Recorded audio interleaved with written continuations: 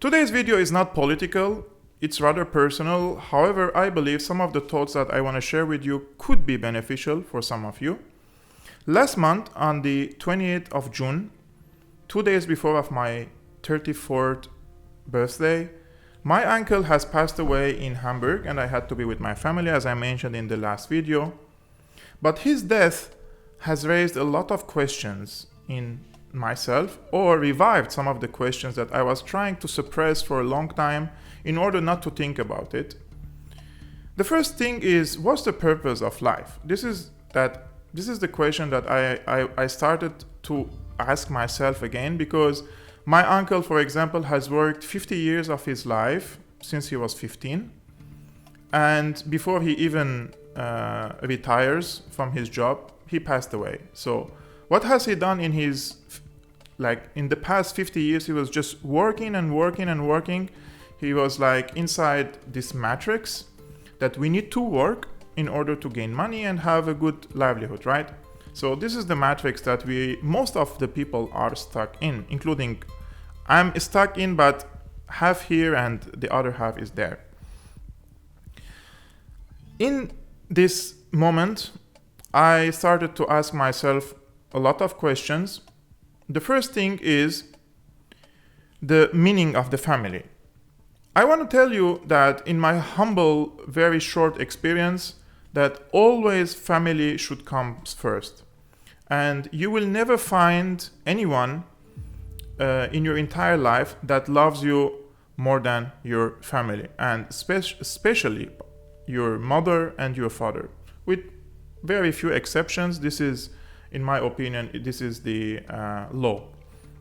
You will always be in troubles, you will make mistakes and you will fall, and there will be a lot of problems in your life that most of the times you will not find anyone near you but your parents. So every day is an opportunity for me and for you to express your love and your gratitude for your parents. It doesn't necessarily mean that you have to tell them every day that you love them. You just need to show them your emotions. You need to show them your compassion. You need to be grateful for the sacrifices that your parents have made in their lives for you to become a better person. Like my father worked a lot in order to pay the tuition fees of my bachelor and master degrees, and the knowledge that I have today is thanks to my parents, right? Because of my mother was following my education during the primary and secondary school times, and my father was paying all the tuition fees or my pocket money in order to survive and be able to educate myself for a very long time. So we have always to be grateful for our parents and show them our sincere love, because one day it's either them or we will pass away, we will die, right? It's a really unfortunate thing to say, but one day our parents will pass away or we will pass away before them, and this will be if they pass away and you weren't spending enough time with them or you weren't expressing your emotions enough for them, you will feel very you will feel regrets, right? Let's put it in that way. The second thing I was thinking about is we need to love ourselves more. And why I'm saying this, because a lot of people, including me, I think I spent at least between when I was 18 years old and 32 years old, or 32 years old, I used to love or sacrifice or do good things for others more than I do for myself. And at the end of the day, you will be shocked because the other side maybe is not expressing enough gratitude, or everything you did has gone in vain. And this will cause a very big disappointment for you. Therefore, always and always and always love yourself more than you love others. And do yourself good things more than you do for others. And this is a rule that I learned very hard when I was like 32, like a year or two ago. In order to love yourself, you also need to learn how to say no. I can't stress enough how important is this. I am a shy person. I'm an agreeable person. I'm talking about my personality. But I trained myself in the past at least 2 years to say no to people when the behavior of the other side or the situation that I'm in is not bringing me any good but the other side. So I learned to say no, and it really spared me a lot of energy and a lot of time. You can't even imagine, even money. Money we put it at the end, but energy and time are precious, and they can't be time and energy is something that we really need to appreciate and take care of. Period. The other thing is, when in our lives we meet a lot of people, and some of them become close to us because there are some sort of agreements between our thoughts, or there is chemistry, etc. But not all people develop in the same way that you develop. Like, the first thing I do is I don't compare myself with others. I always compare myself with myself yesterday or the day before, the day like weeks before, a year ago, etc., etc.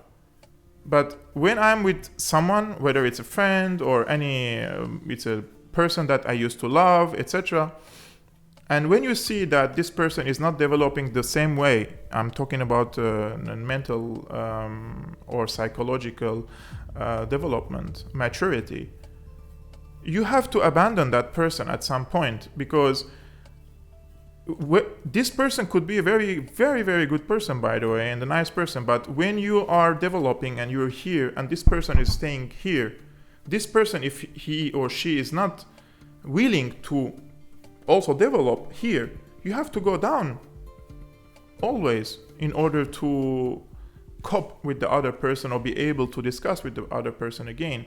But that will turn sooner or later into some sort of a toxic relationship, regardless of the type of the relationship with the other person. So it's very unfortunate. It could hurt the other side, but it is what it is, and life has to continue. And sometimes we have to tell the other side that you have to move on, because if you don't do that, then he or she will keep you behind in your track of development. And it's very important for us to develop and feel satisfied with our development at some point.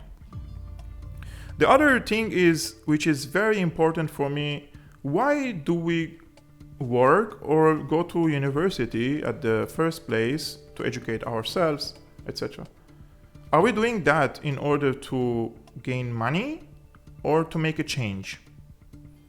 So some people work, some people go to university, etc., in order to gain money.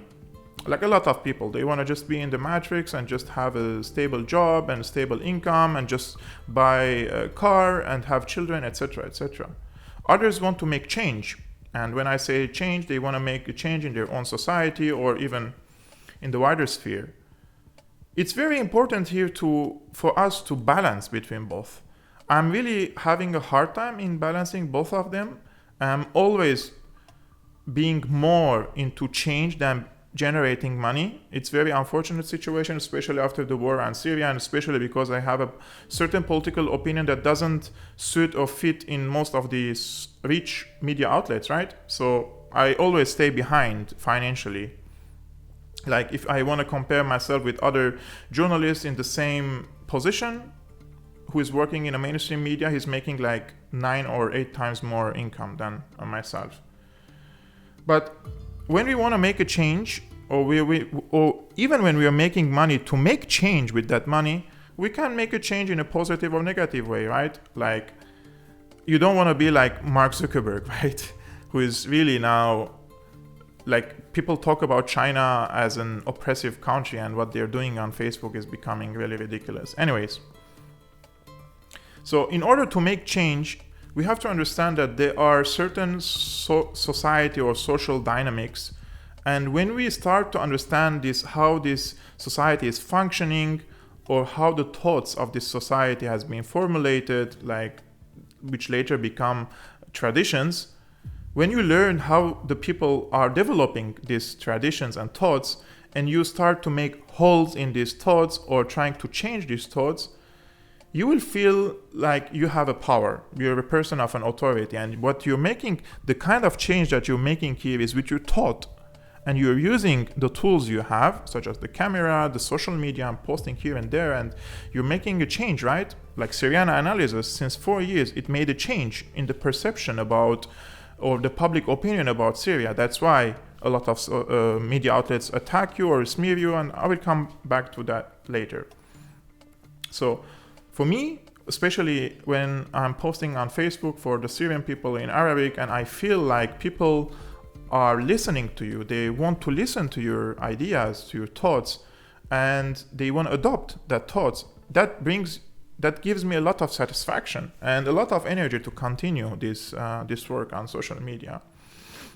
For example, one of the issues that I talk a lot on social media in Arabic is women's rights. And I talk a lot about secularism and tolerance and even democracy, although some people would not agree with me on this, but I believe Syrians have to develop their own democracy instead of course, importing it from other countries, such as what America is doing in Syria. But in order to do that, I'm for democratization and secularization of the Syrian people from the bottom of the hierarchy and not from the top of the hierarchy. And it will take a lot of time, maybe 3 generations, in order to reach to that point.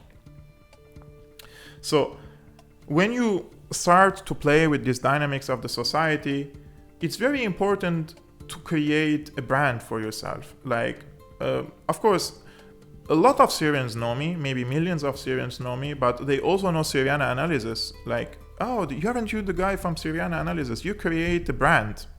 You create a brand that has a certain impact on people's lives, whether it's positive or negative. Some people will consider it negative. For example, because of my stance, like I'm with the Syrian government against these terrorist organizations, some people think that I'm being like anti-Islam, which is really ridiculous, because my position, which is for a united Syria, for a sovereign Syria, for a multicultural Syria, is giving a lot to the Muslim community in Syria. It is in the interest of the Syrian Muslim society. I am protecting them more than some of them think, especially when I am trying to discredit the Turkish expansion in Syria. Because some people, they don't learn from history, and you have to always show them that they don't learn from history. If Turkey occupies Syria, the Muslims of Syria, they will become second-class citizens. But they don't understand that. I'm not telling about all of them, huh? Please be careful. Some of them who are pro-Erdogan or pro-Turkey. So when you create a brand, when you create a presence on social media, and you have an influence, like Syriana Analysis has an influence, Kevork Almassian himself has an influence on social media, therefore you will be subjugated or targeted to smear campaigns, attacks, attempts of character assassination. I've been attacked by the German mainstream media, I've been attacked by Turkish-funded media, I've been attacked by Qatari-funded media a lot. Like Al Jazeera, they try to portray me as some sort of an assassin in Germany. They even try to portray me as the right hand of Assad in Europe, and that I'm a right-wing person, etc., etc. So they really try to provoke the Islamists in Germany against me. And what happened is, at many occasions, I've been attacked physically in the streets of Berlin.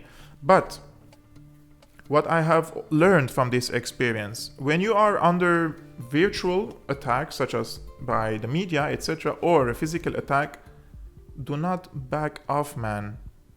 When the war is imposed on you, don't back off, don't surrender. If you surrender, you lose. If you continue fighting, you may lose or you may win. That's the point.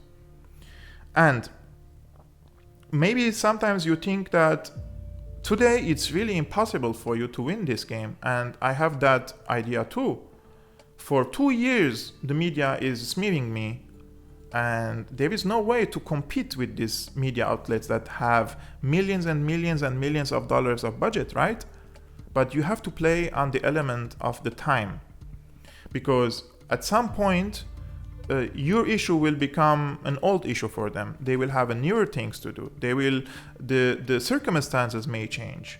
Like today, the German government isn't willing to open any diplomatic relations with the Syrian government, and they consider anyone who is pro-government is unwelcomed, or they try to smear him or try to discredit him, etc., like they do with me. But if you wait for a few years, this will change, because sooner or later governments deal with each other and they have mutual interests at the end of the day, and this is what will happen at the end of the day. In a year or 2 or 3, European countries will open up again to Syria. As you can see, the regional countries, recently Bahrain also opened its embassy in Syria, and Saudi Arabia could follow suit. So at the end of the day, they will open up, and your position, which was unwelcomed a few years ago, it will be welcomed then. So always try to calm and do what you are believing in. Don't back off. Don't fight them in a brutal way, because they are very vicious and brutal people, and they will enjoy seeing you destroyed and even murdered in the street, including German journalists, by the way. But try to play on the time. Try to keep your calmness and your nerves strong. And at the end of the day, in a year or 2, this could change. And I'm positive about that and optimistic that it will change. The most important thing in this regard is your audience, the people who are following you and believing in you, or in your thoughts, or supporting you, or even donating you to continue your work. Build a connection with them. Build a connection based on mutual respect and mutual trust. So in case any of these media outlets attack you, smear you, or try to conduct character assassination, you have a big popular base that is supporting you and believing in you, and whatever the media says, they will give you more legitimacy than discredit. Like, they will not be able to discredit you if you have this popular base and you have built a human connection with them based on trust and respect. To conclude this video, I chose to be the person who wants to be rich, but rich with friends, allies, and beloved ones. Of course, nobody dislikes money. I also like money, and money could bring me more happiness in life. I could just go for a vacation now in the summer, which I cannot afford now. But I always feel like I'm embraced and grateful for the people who support me, and that's really rich. That's the real richness. That's the real wealthiness. Because one day, when you pass away, you have to keep, like, you have to leave a fingerprint on this life and the people surround you. And when I pass away, at least, I want to be remembered by the people, Kevork Almassian, who has done this work and that work, and he defended his country, Syria, he defended his fatherland, Armenia, he defended all the oppressed people around the world. And he was a person who gave a voice to millions of people who couldn't bring their voices to the outside world, or he tried to shape the public opinion. I want to be remembered that way, and not in a way that, oh, he was a very rich person in money, he had a lot of money, he had a car, etc. No one will remember. When you leave everything behind you here, and you just, like, at least leave some good memories and make the people talk positively about you. Yes, so that were the thoughts that were like the thoughts that came in my mind that I was trying to suppress a lot. But the death or the passing away of my uncle revived these thoughts, and I wanted to share with you, and I really hope that some of you would like my thoughts and could be beneficial for some of you. So I've been your host, Kevork Almassian of Syriana Analysis. If you like this video, please like it, just thumbs up and hit the subscribe button. It really helps me, guys, and spread it around if you think it's important for your friends also to hear what I just said in this video. See you next time.